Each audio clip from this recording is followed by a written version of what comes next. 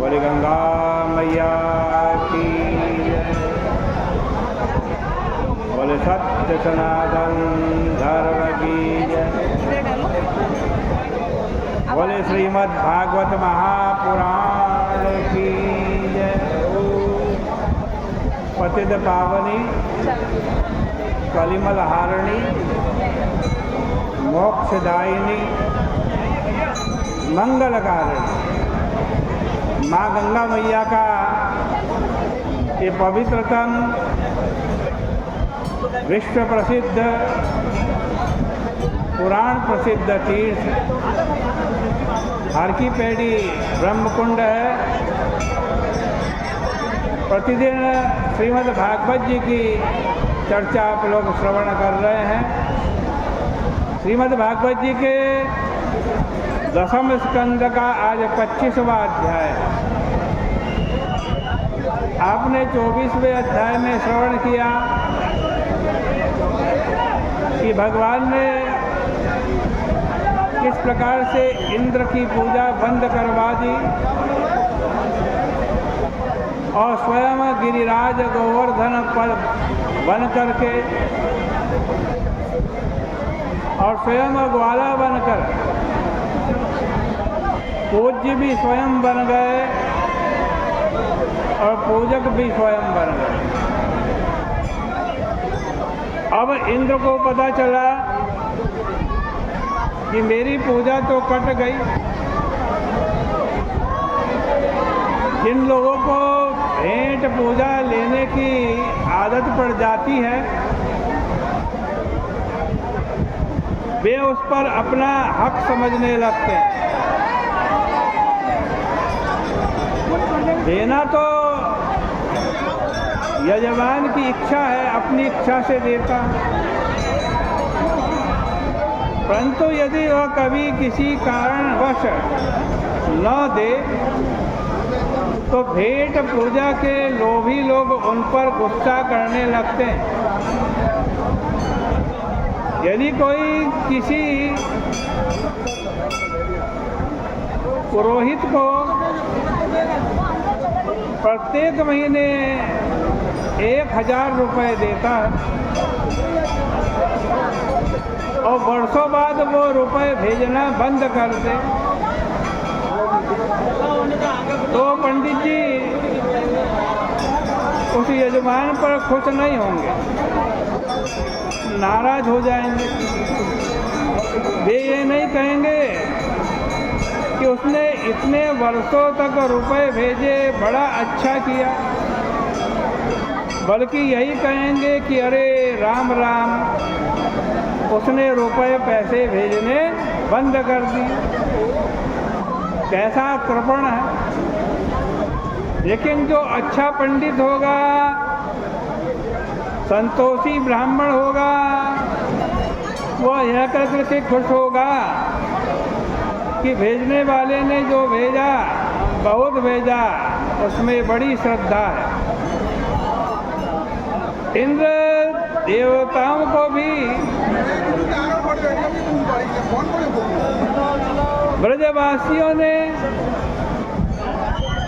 बहुत भेंट पूजा दी थी और इंद्र की भेंट पूजा लेने की आदत पड़ गई थी। इसलिए जब वह बंद हो गई तब उन्होंने नंद आदि के ऊपर क्रोध करना शुरू कर दिया और प्रलयकालीन बादलों को आज्ञा दे दी कि तुम ब्रज में जाकर के घमंडी गोपों को मेरी अवहेलना का सबक सिखाओ। इसके बाद उसने भगवान श्री कृष्ण को मौर्त्य भी कहा। वाचालम बालिशम स्तब्धम अद्यम पंडित भानिनम कृष्णं वृत्तिमुपाश्रित्य गोपमे चक्रुरप्रियम्। मनुष्य अभिमान के कारण ईश्वर परमेश्वर को भूल जाता है। जिन्हें श्री कृष्ण से अवतार ग्रहण करने की प्रार्थना करने के लिए अन्य देवताओं के साथ इंद्र क्षीर सागर के तट पर गए थे और गर्भ स्तुति करने मथुरा भी आए थे, उन्हीं को वे गाली दे रहे हैं। उनकी पिछली लीलाओं के अवसरों पर तो इंद्र पुष्प बरसाने के लिए आए थे, किंतु आज अपशब्दों का प्रयोग कर रहे हैं। इंद्र ने आज्ञा दे दी कि कुलकल श्रीमदस्तंभम पशोन्नयद संचयम। इंद्र आज्ञा देता है कि नंद आदि की हेकड़ी को धूल में मिला दो, उनके पशुओं का संहार कर दो। अब आप यहाँ देखो, यह इंद्र की देवता की आज्ञा है या असुर की आज्ञा है? क्या कभी कोई देवता यह कह सकता है कि गाय को मारो, बैल को मारो, भेड़ बकरी आदि को सबका नाश कर दो, ये ब्रज में न रह पाए? मैं स्वयं भी आता हूँ इस काम के लिए। इस प्रकार अभिमान बस इंद्र के हृदय में देवत्व के स्थान पर असुरत्व का उदय हो गया। अब उनकी आज्ञा से ब्रज में बड़ी भारी वर्षा होने लगी। मूसल की तरह मोटी मोटी धाराएं गिरने लगी। सब लोग व्याकुल हो गए और अपने अपने बच्चों को लेकर भगवान श्री कृष्ण की शरण में गए। सबने आर्त भाव से पुकारा कि हे श्री कृष्ण हमें बचाओ, हे श्री कृष्ण हमें बचाओ। श्री कृष्ण ने कहा कि घबराओ नहीं, यह इंद्र का काम, वे क्रोध में ऐसा कर रहे हैं, लेकिन हम तुम लोगों को बचाते हैं और इंद्र का अभिमान भी दूर करेंगे।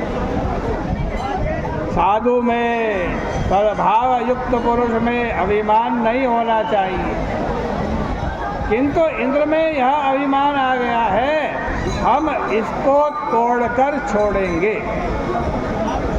यह कहकर के भगवान श्री कृष्ण ने अपने हाथी से गिरिराज को, कहते अपने हाथों से गिरिराज को उखाड़ करके उठा लिया। भगवान ने गिरिराज पर्वत को कैसे उठाया? तो क्या छत्राकमिव बालका, ठीक वैसे ही उठाया जैसे बालक छत्रक पुष्प को उठा लेता। भगवान बोले कि सब लोग इसके नीचे बैठ जाओ। अब जब ब्रजवासी अपनी अपनी भूख प्यास भूलकर श्री कृष्ण के आश्वासन पर दृढ़ विश्वास करके गिरिराज के नीचे बैठ गए, भगवान ने 7 दिन तक पर्वत को धारण किए रखा। एक कदम भी भगवान वहाँ से नहीं हटे।